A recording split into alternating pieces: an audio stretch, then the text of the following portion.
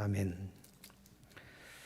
네, 제가 그 성탄 동영상을 많이 본 중에 예수님이 출생하시는 장면, 이것을 직접 본 것이 어제가 처음이었는데 아마 우리 영상팀이 잘 그것을 유튜브에서 잘 찾아온 것 같습니다. 그래서 한번 오늘 우리끼리 성탄 예배를 드리면서 한번 더 보기를 원한 것입니다. 예수님께서 태어나실 때 하나님께서 당신의 아들을 이 땅에 보내시는데 아기를 낳을 장소가 없는 상태에 아주 절박한 상태로 일부러 그렇게 만드신 겁니다. 메시지가 분명히 있는 것이죠. 우리가 어떤 가정이 아기를 낳는데 엄마 아빠가 아기를 낳을 장소를 마련하지 않은 채 소나 말이 있는 곳에서 어쩔 수 없이 그냥 낳게 되는 경우는 우리 주변에는 거의 없거든요. 병원 다 준비하고 그리고 갓난아 입을 옷도 다 준비하고 모든 걸 완벽하게 준비하는 것이 우리 부모들의 책무죠, 책무. 근데 하나님께서 당신의 아들을 이 땅에 보내실 때는 마치 하나님께서 아무런 대책이 없이 그냥 마국간 안에서 낳도록 하셨다. 이건 무슨 뜻이 있을까? 오늘 저는 이제 그루터기 역사를 여러분들에게 알려드리려고 하는데 예수님의 족보. 제가 오늘 그 말씀의 삶 소감문을 들어보니까 제가 말씀의 삶의 마지막 종강 설교를 하는 것이 아닐까 이런 생각이 들 정도로 예수님 족보 시리즈 마지막 설교입니다. 이때 예수님이 태어나시는 그 장면, 이 장면은 그 당시에 로마 제국이 있었던 시절이고요. 로마 제국이 또 전체 지배를 하고 있었고, 그리고 이제 이 이스라엘 영토도 로마의 첫 황제 아우구스투스가 다스리던 때입니다. 아우구스투스는 첫 번째 황제.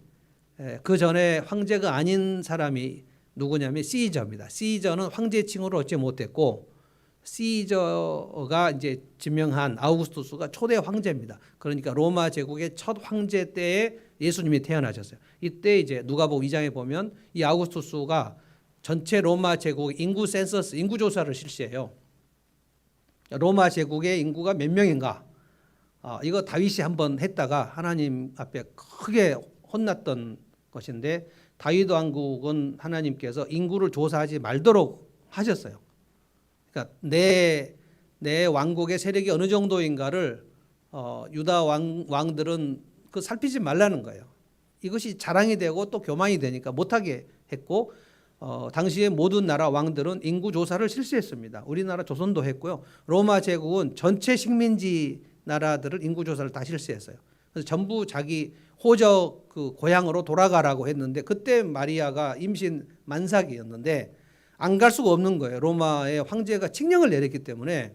그리고 로마에는 총독들이 있었고 식민지는 다 총독을 임명했고, 그리고 이제 갈릴리 지역은 따로 헤롯이라는 분봉왕이 있었고, 그러니까 총독의 전체 관할 속에 갈릴리만 다스리는 분봉왕이 있었는데 이 헤롯은 에돔 사람인데 굉장히 교활하고 정치적 책략이 많아가지고 갈릴리를 자기가 통치하도록 하기 위해서 로마 제국과 엄청 결탁을 해서 사람들이 헤롯 왕을 엄청 미워하는 사람입니다. 이 헤롯 왕에게 동방 박사가 이제 찾아간 거죠.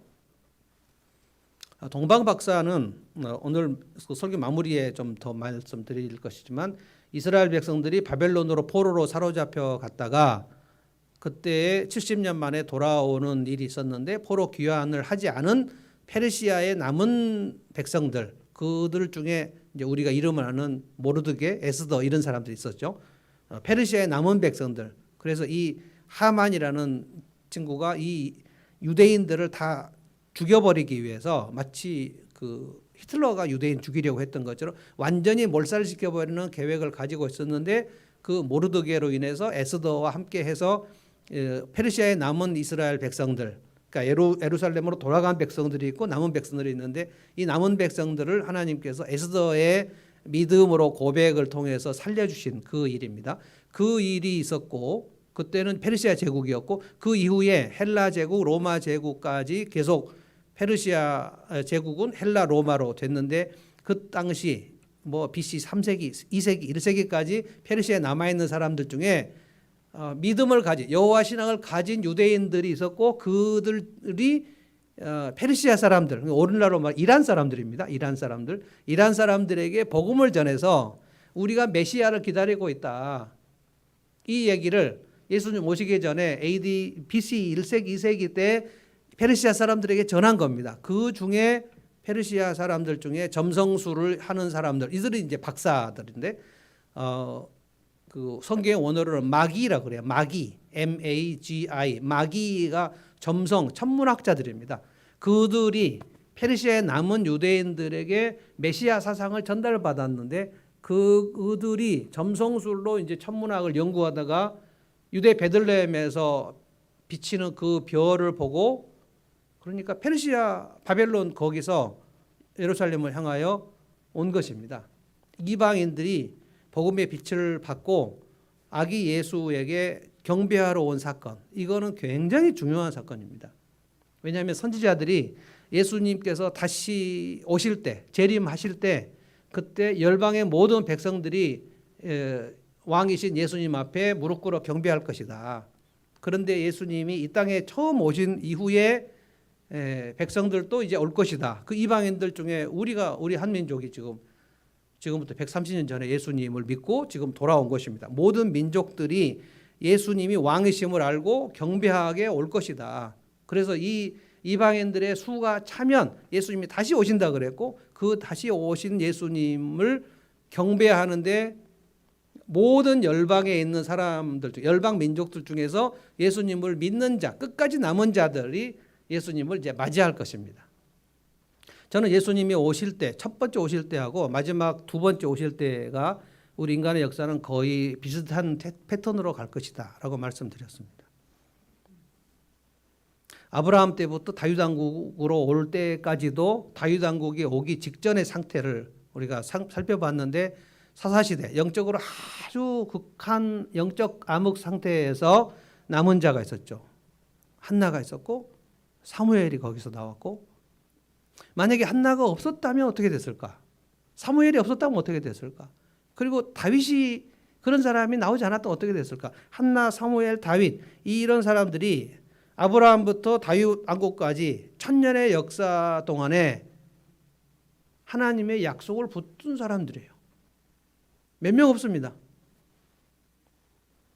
지금도 하나님 예수님께서 좁은 길을 걸어가는 사람들은 적을 것이고 넓은 길은 많을 것이다 라고 했는데, 그 좁은 길로 걸어가는 사람들이 적을 것이라고 생각할 때 여러분이 뭐 80%, 20%, 30%, 70% 이렇게 생각하시면 안 됩니다. 굉장히 적을 것이라고 했습니다. 거의 없을 거다라고 했어요. 오늘도 바벨론 포로로 사로잡혀가는, 예루살렘 멸망하는 이 시점에서 12절에 예루살렘으로 주민들이 끌려갔다. 이것이 이제 마지막 왕 시드기야가 끌려갔다는 얘기이고, 그리고 11절에 우리가 지난주에 살핀 것은 여고냐인데, 여고냐는 요시야의 세 아들 중에 여호야김 왕, 두 번째 왕 중에 여호야김의 아들입니다. 여호야김 왕을 느부갓네살 왕이 포로로 끌려가고 여호야긴 왕을 앉혀놨는데 석 달 만에 다시 와가지고 끌고 갔어요. 여호야긴 왕이 여고냐입니다. 예루살렘이 초토화되어 버린 이 시간, 이게 바벨론 포로로 끌려가는 것이 세 번에 걸쳐서, 3차에 걸쳐서 끌려가는데, 여호야김도 하나님 말씀을 듣지 않았고, 여호야긴도 말씀을 듣지 않았고, 시드기야 왕도 마지막에 절대 말씀을 듣지 않아요. 그러니까 유다 왕국의 역사는 철저하게 하나님의 은혜를 배신한 역사입니다. 그 배신해서 유다 예루살렘이 완전히 황폐해버린 그 시간 이후로 하나님이 그 약속하신 말씀, 아브라함과 다윗에게 약속하신 그 말씀 메시아를 어떻게 그 다 망해버린 역사에서 이루어내셨는가. 나라가 망해도 거기에는 그루터기 같은, 그 그루터기는 뭐냐면 한 그 큰 나무를 그냥 잘라버리면 뿌리까지 뽑지는 않고 잘라버리고 나면 맨 밑에 마지막에 그 그루터기 밑둥이 있지 않습니까? 밑둥. 그래서 이 밑둥의 그루터기의 역사를 지금 우리는 살피는 겁니다. 왜냐하면 이 사람들이 그렇게 많지 않아요. 10명이 안 됩니다. 500년의 역사입니다. 바벨론 포로로 끌려간 이후에 포로에서 돌아온 이후 그리고 돌아온 이후에도 이스라엘은 거의 정신을 차리지 못해요. 그때 영적으로 깨어있는 사람이 몇 사람이 있어요. 그 사람이 하나님의 약속을 붙듭니다. 그리고 자기 믿음을 지킵니다. 견디고 버팁니다. 그리고 자기 공동체를 살리려고 애를 씁니다. 그래서 다 살려내면 다시 무너집니다. 그러면 그 다음 사람 한 사람이 일어나서 다시 살려내려고 애를 씁니다. 그러면 대부분이 와서 다시 또 무너져 버립니다. 다시 살리려고 애를 씁니다. 그렇게 살리려고 애를 쓴 사람들, 공동체를 살리려고 애를 쓴 사람들, 이 사람들을 남은 자라고 하고 이 사람들을 통해서 하나님은 역사를 이루어 가셨다는, 이게 그루터기의 역사입니다. 자, 12절을 제가 한번 읽어보겠습니다. 바벨론 포로 사건입니다. 예루살렘 주민이 바벨론으로 끌려간 뒤에 여고냐는, 이 여고냐가 여호야긴 왕입니다. 여호야긴 왕이 스알디엘을 낳고 스알디엘은 스룹바벨을 낳고, 이 스룹바벨은 누구냐? 그러니까 여고냐의 손자죠. 이때가 70년 포로 생활 70년이 이제 끝납니다. 스룹바벨 때에 바벨론이 망하고 70년 만에 망하고 페르시아 왕이 고레스가 바벨론을 망하게 합니다. 이것을 다니엘은 하나님께서 다 보여주셨어요. 왜냐하면 다니엘이 바벨론 포로에서 포로 끌려간데 거기서 느부갓네살 왕이 이 신하로 등용을 한 거거든요. 근데 다니엘은 70년 동안 바벨론의 제국의 그 수상 총리 같은 역할을 하고 있었습니다. 끝까지 이 말씀을 붙들고 있었던 사람, 이 사람이 나라가 망했지만 믿음을 포기하지 않은 사람들. 나라가 망해도요, 믿음을 포기하지 않는 사람이 있고요. 나라가 망하면 완전히 나라를 팔아먹는 사람들이 있고요. 매국노가 있고 독립운동한 사람이 있고 친일파가 있고, 우리나라도 정확히 일본 식민지 36년 동안에 세 종류입니다. 아주 나라를 팔아먹고 친일파가 돼서 호의호식한 사람들, 지금도 친일파 후손들은 정말 부자입니다. 그때 독립운동한 사람들, 지금도 독립운동한 후손들은 지금도 아주 가난하게 삽니다. 그리고 대부분의 사람들은 그냥 일제가 우리를 다스릴 때 그냥 묵묵히 있었던 사람들, 민초들입니다. 이 세 종류의 그룹이 지금도 예수님이 다시 오시는 역사에, 우리가 이 세 종류의 역사의 한 파트를 내가 결정하고 사는 겁니다. 내가 끝까지 믿음으로 삼은 그루터기의 역사가 될 것인가, 아니면 내가 신자이지만 마귀의 역사에 사로잡혀가지고 성령의 소욕이 전혀 없이 옛사람의 모습대로 그냥 교회를 많이 어지럽히면서 신자의 생활을 할 것인가. 이것은 마치 영적으로 말하는 친일파 같은 거거든요. 지금도 교회를 어지럽히는 교인들이 참으로 많습니다. 그 중에는 목사들도 있고요, 장로들도 있고요, 권사도 있고 중직자들도 많습니다. 중직자들이 교회를 어지럽히지 초신자가 교회를 어지럽히겠어요? 그래서 이 그루터기 역사를 제가 오늘 설명하려고 하는데, 내가 지금 그루터기의 그 사람들, 남은 자가 가지고 있었던 사람들의 특성을 내가 가지고 있는가를 보셔야 돼요.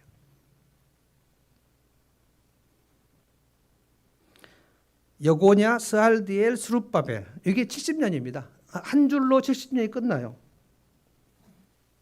이 여고냐가 끌려갈 때가 2차 포로고 3차 포로는 시드기야 왕이 끌려갈 때인데, 이 바벨론 군사들이 이스라엘의 그 쓸만한 사람들은 예루살렘에서 다 끌고 가버렸고, 예레미야 마지막 보면 그 예루살렘에는 아주 비천한 사람들만 남겨놨다. 그러니까 바벨론 끌고 가서 쓸모가 하나도 없는 사람들, 그 사람들만 예루살렘에 남겨놨다는 거예요. 그래서 예루살렘은 황폐하고 비천한 땅이 되어버려, 버려진 땅이 되어버렸다는 거예요. 이거 예레미야가 전부 예언을 했거든요. 그 다음에 신명기에 모세가 얘기했습니다. 너희가 불순종을 끝까지 하면 땅이 너희를 토해낼 것이다 그랬거든요. 그 약속의 땅, 적과 구르는 땅에서 땅이 너희를 토해버릴 것이다 그랬어요. 그 약속하신 그 경고 그대로 가나안 땅이 이스라엘을 토해버립니다. 세 차례 걸쳐 토해냅니다. 그래서 바벨론으로 끌려가요. 그때 우리 시편 137편, 우리가 늘 생각하는 찬송, 바벨론 강가에서 이스라엘 포로들 중에 성가대가 노래했던 찬송. 우리가 바벨론에 끌려가고 강가에서 수금과 비파를 걸어놨는데 바벨론 군사들이 와가지고 너희들이 너네들 신 여호와 성전에서 찬양하던 사람들이라지.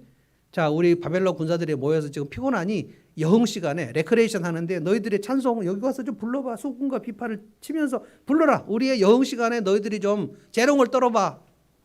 그 요구를 듣고, 근데 저항할 힘이 없잖아요. 다 포로인데. 그래서 눈물이 뚝뚝 떨어지면서 우리가 여호와께 성전에서 거룩한 노래를 부르던 사람들인데 어찌 내가 이방 땅에서 이들을 위하여 하나님에 대한 노래를 부를 것인가. 그게 시편 137편. 정말 눈물이 뚝뚝 떨어지는 찬송입니다. 그 찬송을 하나님 앞에 부르는 거예요. 하나님, 우리가 불순종하지 않았다면 지금도 여호와의 성전에서 예배드리면서 하나님을 노래했을 텐데 우리가 이방 땅에 끌려와서 이 개 같은 놈들에게 이 지옥을 당하는 것입니다. 눈물이 나는 그 시편이거든요. 근데 바벨론 느부갓네살 왕이 무슨 꿈을 꿉니까? 엄청난 신상 꿈이 있는데 그것을 또 다니엘이 와서 해석을 해주거든요. 왕이시여, 바벨론 제국은 그 금신상과 같은 것입니다 라고 얘기하니까 느부갓네살이 그냥 너무 자아노취가 돼가지고 30m가 넘는 금신상을 만듭니다. 만들고 온 바벨론 제국의 국민들, 백성들은 나팔을 불면 모두 이 신상 앞에 절한다. 다 우리 옛날에 그 여러분들은 모를 수도 있는데 저보다 연배가 있거나 그런 분들은 다 압니다. 우리 저녁 6시 되면 길을 다 멈추고 국기 하강식 했어요. 모든 사람들이 길을 멈춥니다. 저녁 6시가 되면 전부 막 그 사이렌 소리가 울려요. 그러면 태극기가 내려옵니다. 그러면 전부 가다 길을 멈추고 서 있어야 돼요. 그때 지나가고 뭐 그렇게 하면 잡아갑니다. 그럴 때가 있었습니다. 극장에서 영화 보러 가면 모든 사람들이 태극기 뭡니까? 애국가하고 막 태극기가 올려 퍼지면 극장 관객으로 앉아있다 전부 일어나서 그거 다 그 국민들이 하고 있었어야 돼요. 지금 젊은이들 상상할 수 없는 얘기인데 우리는 당연히 극장 가면 국민들이 해야 되는 줄 알았어요. 그거를 바벨론 왕이 한 겁니다. 전체를 자기가 다 통솔하기 위해서 이걸 종교 행위로 만들어요. 그러면 나팔을 확 불면 바벨론에 있는 모든 백성들은 확 엎드리죠. 그때 예루살렘에서 포로로 잡혀온 다니엘의 세 친구들이 절을 하지 않고 서 있었다. 목숨 걸고 있는 거죠. 그래서 이 그루터기 신앙을 가진 사람들은 내가 이 믿음을 지키기 위해서 뭔가 대가를 지불합니다. 편안하게 그냥 내가 신앙생활 하는데 가능하면 좀 편안하게 해야 되겠다라고 생각하는 사람들은 그루터기의 역사에 들어오지 못해요. 대가를 지불해야 됩니다. 굉장히 불이익과 불편함의 대가를 지불하면서 신앙생활을 하는 겁니다. 이 세 친구들은, 다니엘의 친구들은 목숨을 대가로 지불하죠. 지금 바벨론 제국의 황제의 나팔 소리를 듣고 금신상에 절하지 않는 자들은 풀무불에 던지겠다라는 황제의 칙령이 있었어요. 그럼 그냥 우리는 풀무불에 들어가서 오늘 죽는다. 그래서 풀무불에 던져졌어요. 근데 거기에 3명을 던졌는데 그 풀무불 속에 4명이 거닐고 있었다. 뭐 이런 얘기가 나오죠.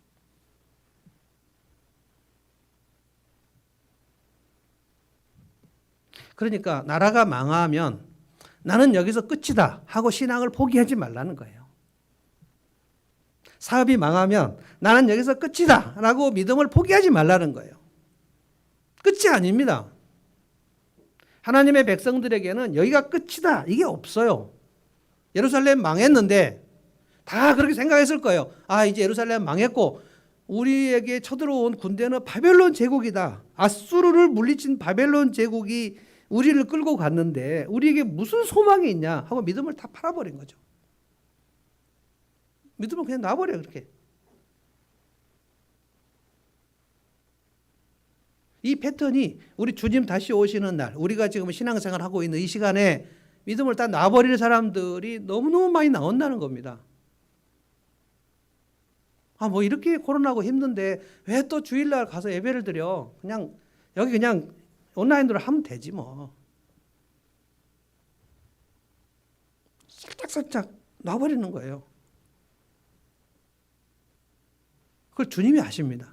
우리가 살짝 믿음을 놔버릴 때 주님은 정확하게 아세요.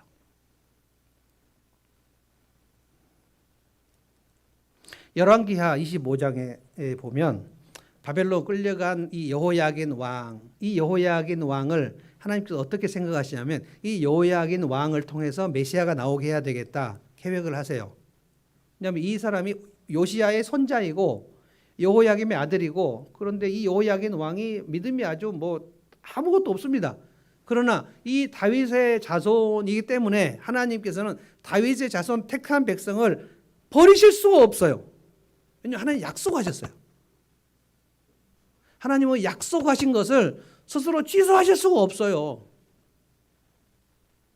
그래서 이 여호야긴 왕을 통해서 메시아가 나오게 하려는 그거를 포기하지 않으십니다. 그래서 여호야긴 왕이 열왕기하 25장 여러분 집에 가서 찾아보십시오. 바벨론 왕 모로닥 발라단 누굽니까? 이름이 생각 안 나는데요. 느부갓네살은 이제 포로가 70년이 끝났으니까 죽었을 것이고요. 포로 생활을 30년이 넘게 하고 있었는데 30년이 넘을 때 바벨론 왕, 지금 제가 누군지 생각이 안 납니다. 에윅 건데 그 사람이 여호야긴 왕을 감옥에서 석방시켜줘. 특별 사명이 됩니다. 그래서 왕의 식탁에서 먹게 해요. 끝이 아닙니다. 그래서 여호야긴 왕이 누구를 낳았다고요? 스알디엘을 낳았다는 거야. 스알디엘. 이게 이제 포로 생활 중에 있었던 얘기입니다. 그리고 스알디엘이 스룹바벨을 낳았다. 이 스룹바벨은 누구냐? 바벨론 포로 70년이 끝나고 포로 귀환할 때 예루살렘으로 돌아간 무리들의 총독입니다. 다 무너진 것 같아도 하나님은 당신의 약속을 면밀하게 쭉 계획해 가셔요. 바벨론이 무너진다. 이것도 다니엘은 다 하나님께서 계시를 알려주셨습니다. 아시리아, 제가 5대 제국 말씀드렸죠. 아시리아는 북이스라엘을 무너뜨리기 위해서 몽둥이로 사용하셨고요. 아시리아는 바벨론에서 무너집니다. 그래서 바벨론으로 인해서 몽둥이로 유다 왕국이 멸망당합니다. 그래서 유다 왕국 멸망에 바벨론 제국이 엄청 큰 나라예요. 유다 왕국에서도 바벨론은 너무너무 큰 나라예요. 그래서 바벨론에 의해서 굴복을 하고 바벨론에 의해서 신앙을 포기해 버립니다. 그런데 여러분 요한계시록 보면 큰 창녀 바벨론을 하나님이 심판하신다 이렇게 되어 있어요. 큰 음녀라고 되어 있는데 영어 성경에는 그냥 창녀라고 나와 있어요. 세상 제국, 그러니까 하나님보다 더 위대하게 보이는 세상 제국 바벨론 제국을 하나님께서 멸망시키고 예수님이 오신다고 되어 있어요. 그래서 바벨론에 의해서 사로잡혔는데 여기서 우리가 해방될 수 있을까라고 생각했는데 하나님이 다니엘에게 뭐라고 하시냐면 이 바벨론은 다른 나라에서 멸망된다. 이 바벨론은 교만해서 멸망한다. 바벨론의 마지막 왕이 벨사살 왕입니다. 마지막 바벨론 왕이 멸망당하던 그날 페르시아 군대가 바벨론 성으로 쳐들어오던 날 그 벨사살은 뭐 하고 있었냐? 예루살렘 신전에서 가져온 그 하나님께 제사 드리는 그 제사 그릇 가져오라 그래가지고 그걸로 술을 먹으면서 자기 신들의 이름을 찬양하며 노래하고 있습니다. 다니엘서에 다 나옵니다. 그런데 왕국 벽에 메네 데겔 우바르신 그냥 쫙 벽에 글이 써져 버리는 거예요. 무슨 글씨인지도 모르고 이게 뭔지도 몰랐을 텐데 우리는 요즘에 알고 있습니다. 이거 다 레이저입니다. 레이저가 개발되지 않았던 그 고대 제국에서는 도대체 이게 무슨 뜻이에요? 그 벨사살이 그 글씨를 보면서 넙작다리가 떨려가지고 쓰러질 정도였다고 그랬어요. 너무 무서웠다고. 너무 메네 데겔 우바르신 이게 하나님의 저울에 배워서 너는 오늘 끝이다. 그 글자가 써지고 있는데 페르시아 군대가 바벨론을 함락시켜 버립니다. 그래서 무너져요. 그리고 페르시아 바사죠, 바사. 그 한자로는 구약성경에 바사라고 나와 있는 게 페르시아입니다. 이란 페르시아 황제 고레스 왕이 등극하자마자 바벨론을 전체 다 먹었으니까 이 페르시아 제국은 또 어마어마합니다. 그 페르시아의 고레스가 이스라엘 백성들을 포로에서 회복시키다. 돌아가라. 그리고 너희 가서 성전을 지어라. 그 이스라엘의 신앙을 회복시키라는 거예요. 이 70년 동안 오늘 여기 마태복음 안 나오지만 다니엘은 70년 동안 하나님 앞에 기도를 했습니다. 왜냐하면 예레미야가 그렇게 말했거든요. 70년이 끝나면 내가 너희들을 본국으로 돌아오게 할 것인데 너희들은 이 말씀을 듣고 그냥 가만히 있지 말고 부르짖어라. 하나님 우리를 불쌍히 여겨주십시오. 부르짖어라. 너는 내게 부르짖어라. 내가 내게 응답하겠다. 이 말씀이 예레미야 33장 3절이에요. 다니엘이 이 말씀을 붙들고 70년을 부르짖습니다. 어떻게 부르짖어요? 하루에 3번씩 예루살렘을 향하여 창문을 열어놓고, 바벨론에서 예루살렘이 보이지도 않아요. 낙타 타고 석 달을 가야 됩니다. 그냥 거기에 창문을 열어놨다는 것은 하나님의 그 시온성, 시온산입니다. 예루살렘 그 성이 다시 회복될 것을 생각하면서 70년을 하루에 3번씩 무릎 꿇고 기도했어요. 이 기도를 못하게 하려고 또 바벨론의 이 다른 정적들이 한 달 동안 바벨론 왕 외에 누구에게 기도를 하는 사람은 사자굴에 집어넣자. 기도를 끊어버리려고 하는데 그 왕의 조서를 도장에 찍힌 것을 알고, 그러니까 오늘부터 한 달 동안 기도를 하면 사자굴에 던져진다. 누구든지 던져진다. 왕의 칙령 도장을 찍힌 걸 알고 다니엘은 그냥 어김없이 하루에 3번씩 자기 하나님 여호와께 기도했다. 사자굴에 또 들어가지 않습니까? 그러니까 이 그루터기 신앙을 가진 사람들은 자기 목숨을 담보로 믿음을 지켜요. 사자굴에 들어갔는데 우리는 다니엘서에서 그걸 다 알고 있어요. 사자굴에서 사자가 다니엘을 털끝 하나도 건드리지 못했어요. 하나님의 약속의 말씀, 푸른 마르고 꽃은 시드나 하나님의 말씀은 영원하리라. 이것이 우리 그냥 외우려고 있는 말씀이 아니고, 여러분들이 이 말씀을 붙들고 그래 하나님의 약속은 반드시 이루어지는구나.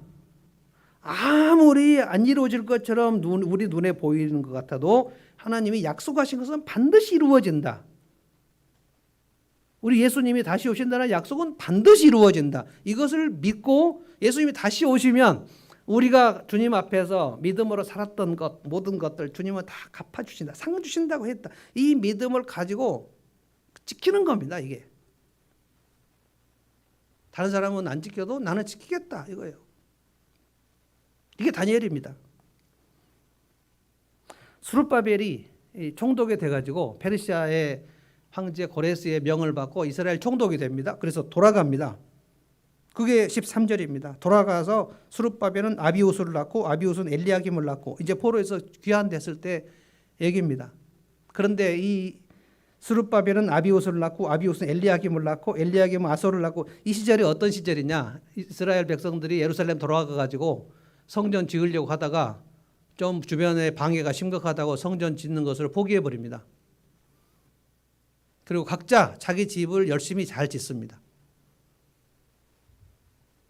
이때 하나님께서 선지자 학개의 마음에 막 불을 주시면서 이 말씀 전해야 되겠다. 어떻게 너희가 성전 짓기를 이렇게 포기할 수가 있냐? 성전 짓는 기초석 만들어 놓고 반대가 심하니까 포기해 버려.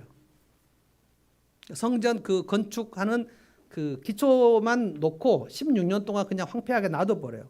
예루살렘 성전 다시 건축하라고 포로 귀환됐는데 자기들의 미션을 잊어버립니다. 그리고 각자 자기 집 열심히 지었다 그랬어요. 학개 선지자가 보니까 자기 집을 정말 잘 지었어요. 구약 성경에 너희가 어떻게 각각 집을, 판벽한 집을 잘도 지었구나. 판벽한 집은 정말 잘 지었다는 거예요. 집 짓는 기술이 없었던 게 아닙니다. 이들은 노예 출신들이에요. 노가다를 잘하는 사람들이라고요. 하나님의 성전을 지을 때가 아니다. 지금 우리 집 지을 때다. 이렇게 생각했어요. 이게 사사시대가 아니고 뭡니까? 그래서 학개가 얼마나 부르짖었는지 몰라요. 하나님의 성전을 먼저 지으면 하나님께서 너희 집을 짓게 해주실 것이다. 어떻게 순서를 뒤바꾸냐? 학개가 막 불을 토하면서 설교합니다. 그때 스가랴 선지자도 함께 설교합니다. 그래서 이스라엘 백성들이 힘을 내니까 성전을 건축할 수 있었어요. 건축했어요. 이게 예루살렘으로 귀환한 다음에 20년간 있었던 일입니다. 그게 지금 스룹바벨은 아비우스를 낳고 아비우스는 엘리야김을 낳고 이 때입니다. 그러고 나서 이스라엘 백성들이 얼마나 많이 다시 무너져 버렸는지 성전을 지어놓고 나서 그들이 예배를 다 팽개쳐 버리고 뭘 했냐면 다시 가나안 여인들을 이방 여인들을 첩으로 삼았습니다. 대책이 없어요. 하나님은 하나님의 백성들이 전체적으로 하나님을 섬길 것이라고 기대하지 않습니다. 왜냐하면 구약 백성들 대책이 없었어요. 신약 백성들은 안 그럴 것이다. 안 그럴까요? 지금 2000년 지났는데 1000년이 넘게 중세 암흑시대입니다. 대책이 없었어요. 16세기에 종교가 일어났고 개신교가 나타났지만 지금 대책이 없습니다. 한국교회 130년 됐습니다. 대책이 없습니다. 지금. 다 자기 편하게 신앙생활 하려고 그러지 누가 믿음을 지키고 대가를 지불하려고 하는 사람들이 어디 있어요 지금. 학계가 그렇게 외친 것이 성전을 짓자는 거였어요. 짓고 나서 성전 지었으니까 됐네 하고 전부 가서 가나안 여인들하고 전부 첩을 딱 지었어요.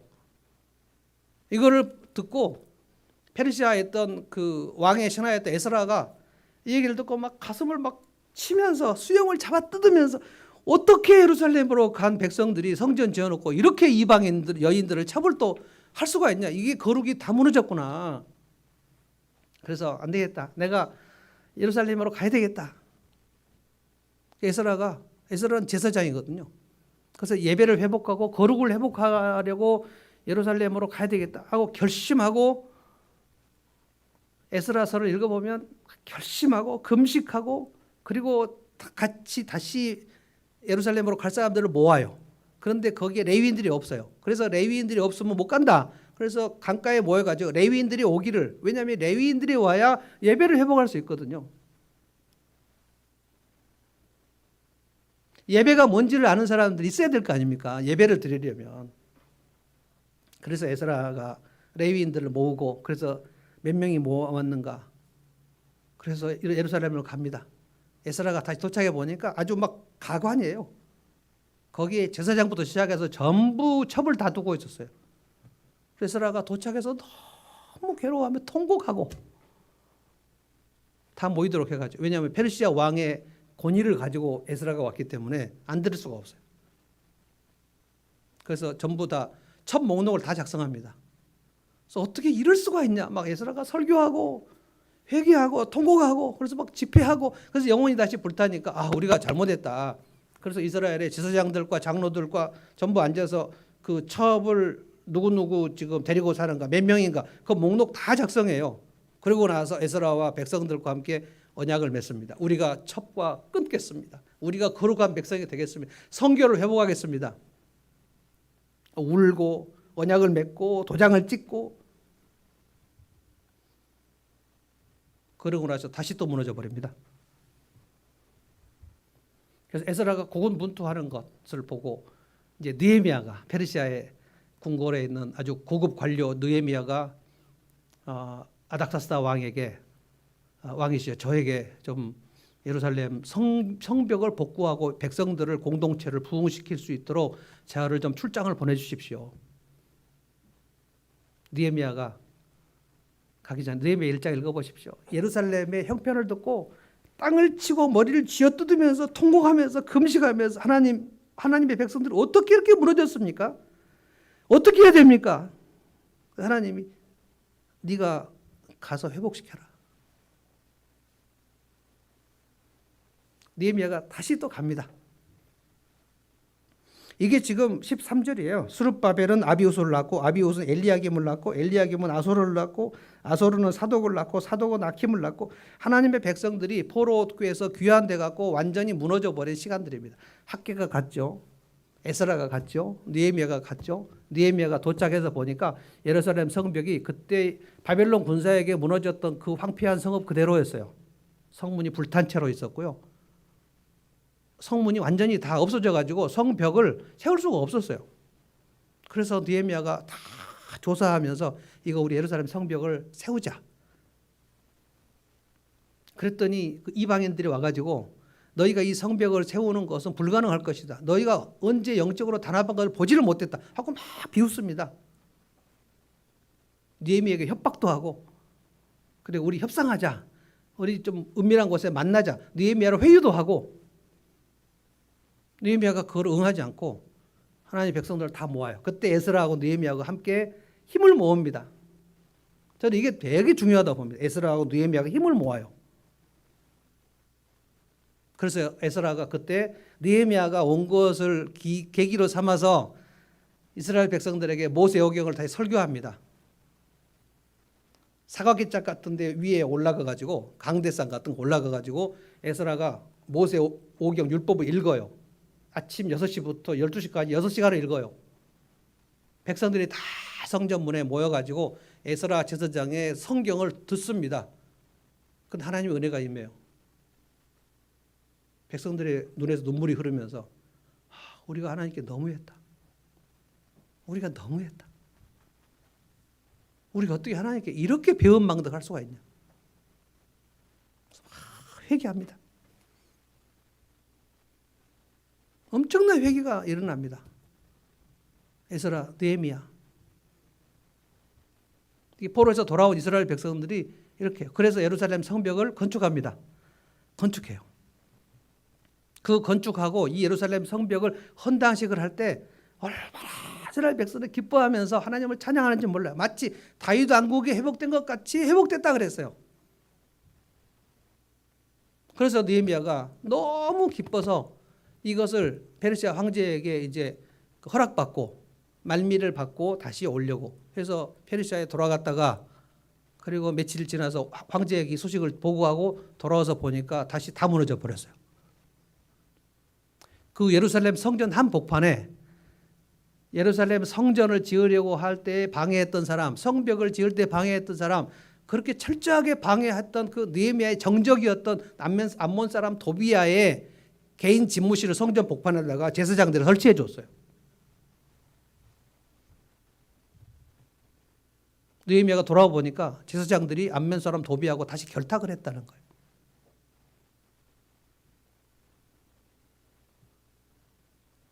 잠깐만, 누구 말 맞다나 환장할 일입니다. 우리가 예배당을 여기 리모델링하고 그리고 제가 어디 집회 갔다 돌아왔더니 조영준 목사님이 여기다가 신천지 사무실을 만들어줬다. 그 본인도 신천지에 가담을 했다. 제가 어떨까요? 제가 조영준 목사를 때릴까요? 그런데 여러분들이 다 조영준 목사하고 다 가담해갖고 신천지에 다 가입했다는 거예요. 암몬 사람 도비야의 개인 사무실을 성전 안에다가 지어줘 버렸어요. 이제까지 내통을 했다는 뜻입니다. 영적 친일파들이 너무 많았어요. 이게 스룹바벨, 아비훗, 엘리야김, 아소루, 사독, 아킴, 엘리훗, 엘르아살, mat단, 야곱, 요셉, 이 시간입니다. 이 시간. 느헤미야가 그것을 보고 통곡을 합니다. 주님, 어떻게 이런 일이 있을 수가 있습니까? 통곡을 합니다. 통곡. 느헤미야 맨 마지막 줄 여러분 읽어보시면 하나님이여 나를 기억하옵소서. 나를 기억하옵소서. 내가 주님 앞에 하나님의 백성들을 일어서게 하려고 얼마나 애를 썼는지 그것만 기억해 주십시오. 그리고 공든탑은 무너집니까? 안 무너집니까? 공든탑은 많이 무너집니다. 공든탑이 무너지랴? 무너져요.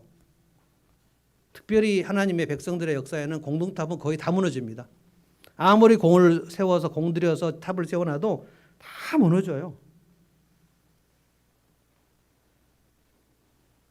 학개, 스가랴, 에스라, 느헤미야 그렇게 하나님의 백성을 일으키려고 했던 하나님의 사람들, 이 사람들이 그루터기의 역사입니다. 하나님은 그 사람들을 보면서 일을 하셔요. 하나님은 배신을 당하는 일을 너무 자주 받으셔가지고 또 영적으로 다 무너졌을 때 이제 누구 한 사람을 다시 일으킬 것인가 그 사람만 찾고 있어요. 그 역대하에 하나님은 온 땅을 두루 감찰하시면서 전심으로 자기를 향하여 있는 자를 찾으신다. 두루 찾으신다 그랬어요.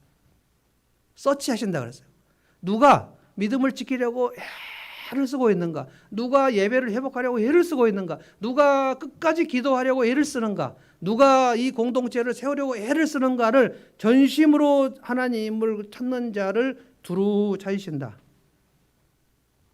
그런데 느헤미야 이후에 아무도 안 나왔어요. 아무도 안 나왔어요.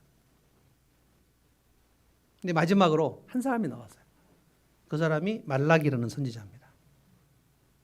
말라기라는 선지자는 이미 이제 BC 450년 경이니까 예수님 오시기 한 500년 전, 이제 한 400에서 500년 전인데 말라기가 가슴이 끓어가지고 하나님의 성전을 봤더니 제사장들이 다 매너리즘에 다 빠져버렸어요.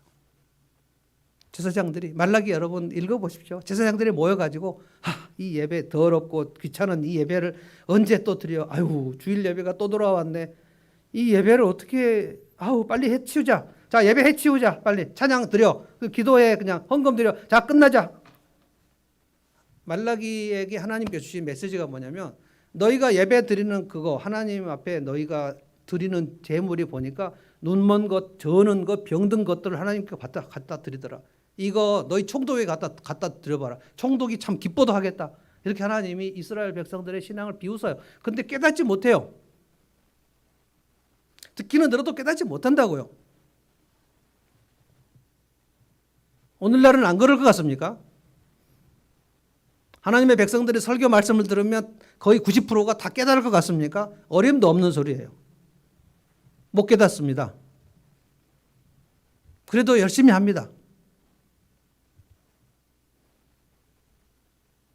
말라기를 여러분 읽어보십시오. 너희가 하나님의 성전을 그렇게 더럽히면서 너희가 하나님의 복을 받으려고 하느냐? 그러니까 이스라엘 백성들이 뭐라고 한지 아세요? 하나님이 우리를 사랑하시며 왜 우리가 이렇게 지금 엉망이 됐습니까? 하나님 우리를 사랑하지 않아서 그런 거 아닙니까? 하나님이 우리를 사랑하신다는 증거가 어디 있습니까? 라고 대듭니다. 하나님께. 하나님께 다 삐진 거예요. 왜 그러면 뭐 바벨론 제국, 헬라 제국이 우리를 이렇게 식민지할 때 하나님 아무것도 안 하시냐고. 하나님은 이스라엘이 순종하면 반드시 복을 주시겠다고 했지 순종하지 않았는데 복을 주시겠다는 것은 약속하지 않았습니다. 순종하지 않으면 저주가 온다 그랬죠. 그래서 제가 여러분들에게 설교를 이렇게 합니다. 여러분이 순종을 할 때 하나님이 길을 열어주시고 하늘을 열어주시고 자식들의 길을 열어주고 자손의 길을 열어주신다고 했지 순종하지 아니하면 기도를 한다는 것은 내가 어떤 것을 순종할지를 알고 그래 이 말씀을 하나님의 성품을 이 장착해서 내가 가겠습니다라는 이 내용이 없이 하는 기도는 다 쓸데없는 기도입니다. 간구를 한다는 것은 하나님께서 길을 열어달라는 거고 길을 열어주시는 건 조건이 있어요. 이 말씀에 순종하면 길을 열어주겠다 그랬어요. 그래서 얼마든지 순종할 수 있는 길은 열려 있습니다. 예배를 드리고 말씀을 가슴에 담고 그리고 작은 일에 충성하며 어제 우리 함석공 교수가 얘기한 것처럼 기쁜 마음으로 하고 작은 자들을 돌보고 보살피고 온유함을 세우고 신실함을 세우고 작은 일을 허드렛 일이라고 해프게 생각하지 않고 사람 눈가림하지 않고 내가 하나님의 사람으로 자라가면 이게 순종입니다. 순종하면 하나님께서 반드시 길을 열어주신다고 했단 말이에요. 그런데 이스라엘 백성들은 순종하지 않고 하나님 왜 내 길을 안 열어주냐고 얘기했어요. 성경을 몰랐다는 얘기입니다. 제사장들이 제사 드리는 일을 귀찮아했단 말입니다. 그러니까 예배가 싫어지면 그 사람의 인생은 더 이상 답이 없는 거예요. 기도를 식어졌다. 기도가 식어졌다. 하나님과의 인격적인 대화가 하기 싫어졌다. 그러면 그 사람은 축복을 받을 생각을 하지 말아야 돼요. 무슨 길이 열립니까? 길이 안 열려요. 하나님과의 관계가 가까워지는 것은 하나님의 성품을 장착하기 위해서 가까워지는 겁니다. 예배를 드리기만 하면 축복을 해주겠다 한 게 아닙니다. 말라기 시대 예배가 무너져 버렸어요. 예배가 무너지고 11조도 무너져 버렸어요. 그래서 너희가 하나님을 멀리 떠났다는 거, 그래서 제사장이나 레위인들도 다 사사시대처럼 떠돌이가 또 되어버렸어요. 사사시대보다 더 악랄하게 되어버린 겁니다. 그래서 말라기가 뭐라고 그랬습니까? 너희가 순종을 해봐라. 하나님께서 너희에게 창고를 채워주지 않는가를 봐라. 왜 창고가 비었다고 너희들이 하나님께 불평하냐? 너희가 순종하지 않았는데 하나님이 창고를 채워줄 것 같으냐? 이 도둑놈들아. 너희가 11조도 떼먹으면서 하나님의 축복을 받으려고 하냐? 근데 말라기 얘기를 듣지 않았습니다. 그리고 나서 하나님께서 더 이상 아무 말씀도 안 하신 거예요. 그게 400년입니다. 이스라엘 역사가 아주 피폐하기 짝이 없이 된 때가 400년 동안. 그 사이에 페르시아가 헬라 알렉산더에게 망하고 헬라 제국, 그리스, 마케도니아 여기가 헬라 제국입니다. 알렉산더가 천하를 통일하고 페르시아를 멸망시킵니다. 그 헬라 제국에 있었는데 헬라 제국이 처음에는 이 톨레미 왕조라고 해서 처음에는 이스라엘을 좀 완화 정책을 썼습니다. 그래서 알렉산드리아에서 70인 성경도 만들고 제법 했는데 나중에 이제 안디옥에서 에피파네스라는 왕이 왔을 때 이 왕은 다니엘이 이미 멸망에 가져간 것이 성전에 섰는 것을 보면 너희들은 이제 이스라엘이 끝났다는 것을 알아라 이렇게 경고됐던 사람입니다. 멸망에 가져간 것이 뭐였냐면 이 안디오코스 에피파네스가 예루살렘 성전에 이스라엘 백성들이 절대로 돼지고기를 먹지 않는 것을 알면서 돼지고기의 북을 성전 바닥에다 부어버립니다. 이스라엘 백성들이 막 치욕을 어떻게 우리 성전에 돼지고기 국을 부어버릴 수가 있는가? 막 견딜 수 없는 이 수치감 속에 그런데 힘이 없잖아요. 왜 이렇게 이스라엘 힘이 없습니까? 그들이 순종하지 않아서. 순종하지 않으면 힘이 없어요. 지난주에 제가 말씀드렸죠. 방심하고 교만하면 힘이 없어요. 하나님이 그걸 거두어 가신다니까요. 그런데 영적으로 깨어있지 않으면 하나님이 거두어 가신 것도 몰라요. 그러면서 하나님 왜 우리를 사랑하지 않으시냐고, 왜 우리를 복을 안 주시냐고. 그래서 헬라 제국이 이 이스라엘을 다스릴 때 정말 고통 많이 받았습니다. 그래서 이스라엘이 한번 너무 열이 받아서 독립운동을 합니다. 마카비 왕조가 독립운동을 해요. 그래서 한 100년 정도 성공을 합니다. 하스모니안 왕조가 있어요. 우리 구약 성경, 신약 성경 사이에 400년의 역사가 이걸 중간기라고 하는데 성경에는 안 나옵니다. 근데 이스라엘은 정말 이리 치고 저리 치고 굉장히 괴로워왔다가 한번 독립전쟁을 해요. 그래서 한 100년 정도 하스모니안 왕조가 이스라엘 다스립니다. 그런데 로마 제국이 나타납니다. 로마 제국이 와서 티토 장군이 와서 예루살렘을 다시 또 싹 쓸어버립니다. 그리고 나서 예수님이 태어나시는 거예요. 그러니까 그 당시에 우리가 예수님 태어난 당시에 아우구스투스 황제라고 그랬죠. 로마 황제, 초대 황제. 그런데 그 전에가 시저 이전에 아주 그 큰 장군들, 로마의 장군들이 서로 황제가 되려고 각축전을 벌일 때 티토 장군이 와서 예루살렘을 정복하거든요. 근데 예루살렘이 그 로마 제국에서 굉장히 중요한 요충지였다고 생각한 것 같습니다. 이집트도 있고 그 위에 바벨론 제국도 있고 마치 한반도의 그 국제 열강의 한 가운데 한반도가 있는 것과 좀 비슷해요. 완전히 초토화시켜 버립니다. 로마는 그래서 이스라엘을 아주 무섭게 다루었어요. 자, 그런데 이제 보십시오. 16절에 그 엄청난 역사 다 무너져버린 역사인데 하나님 뭘 하고 계셨냐? 여호야긴 왕을 통해서 스룹바벨을 통해서 그 족보, 그 다윗의 왕손의 족보로 누구한테 메시아가 어느 집에 태어날 것인가를 쭉 일하고 계시는 거예요. 어떤 사람이 하나님께서 당신의 약속을 이런 상태에서 이루실 거라고 생각해서 아무도 기대하지 않았습니다.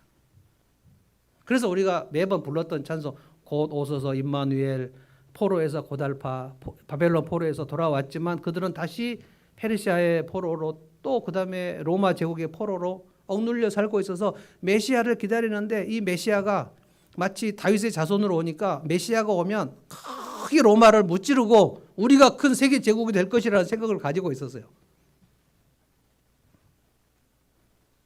근데 하나님께서 그런 방식으로 예수님을 보내지 않았습니다. 누구를 택하십니까? 여기 보십시오. 16절에 야곱은 마리아의 남편 요셉을 낳았다. 이 야곱은 구약 성경 야곱하고 전혀 다른 사람인데 야곱은 내가 내 집에서 메시아가 태어날 것이다 생각이나 했을까요? 요셉은 자기가 마리아하고 약혼할 때 나는 그래서 메시아, 내가 다윗의 왕손이고 메시아가 태어날까 생각을 했을까요? 그럼에도 불구하고 하나님께서 다윗의 왕손으로 야곱을 택하시고 그리고 그 요셉과 정혼한 마리아, 그 순수한 남은 자들, 이 두 사람을 택하셔서 예수님을 거기에 보내시기로 계획하셨다. 지금도 저는 마찬가지로 봅니다. 지금도 주님이 다시 오실 때에 복음서 예수님 말씀하셨거든요. 내가 마지막 때에 믿는 자들을 찾을 수 있겠느냐? 그랬어요. 하늘문교에 등록하면 믿는 자인데 그 믿는 자는 주님이 찾으시는 믿는 자와 좀 다릅니다. 등록하면 다 된다는 얘기가 아닙니다. 지금 기억하십시오. 이 남은 자 그루터기 역사는 주님께서 마지막 다시 오실 때에 찾으시려고 하는 사람들은 일단 자기 믿음을 지킵니다. 그래서 하나님과 가까워요. 다 하나님을 떠나도 자기는 하나님과 가까워요. 그래서 기도를 놓지 않습니다. 다니엘처럼. 어떻게 해서든지 공동체를 살리려고 애를 씁니다.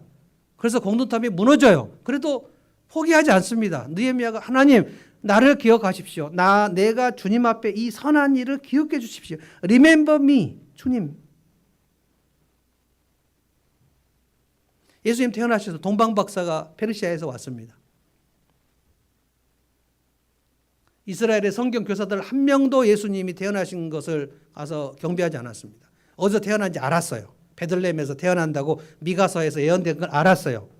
헤롯 왕이 어디서 메시아가 태어났냐? 그래서 그때 성경 박사들이 베들레헴입니다. 알았어요. 그 동방 박사가 갔을 때 가서 경배한 사람 아무도 없었습니다. 그리고 헤롯이 군사를 보내서 아기 예수를 죽이려고 그랬습니다. 2살 미만 아기를 다 죽여라. 그래서 우리가 생각하는 성탄절은 그렇게 막 화려하고 크리스마스 추리 있고 기쁘고 이런 거 아니고요.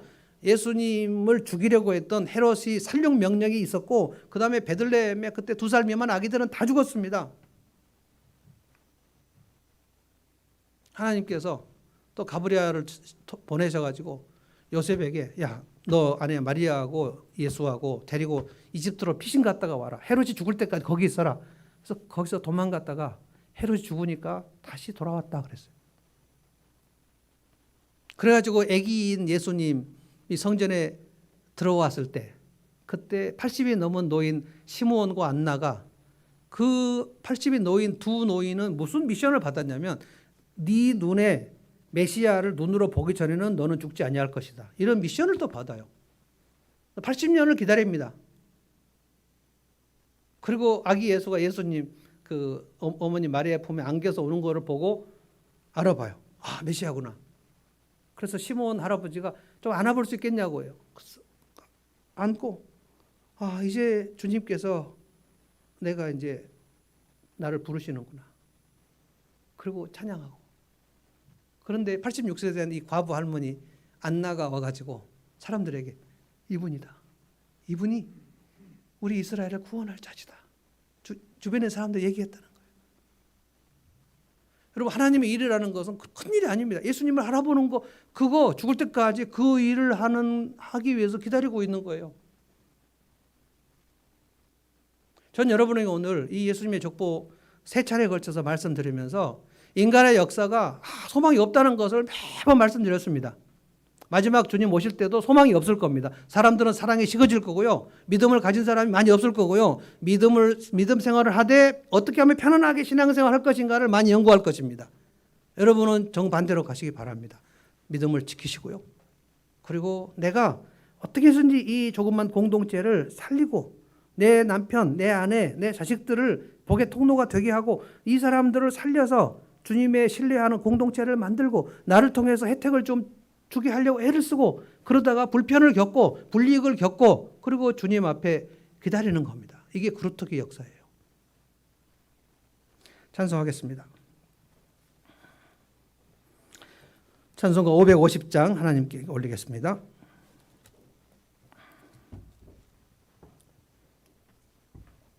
시온의 영광이 빛나는 아침 어둡던 이 땅이 돌아오네 슬픔과 애통이 기쁨이 되니 시온의 영광이 비춰오네. 이 찬송 한번 하고 마칩시다.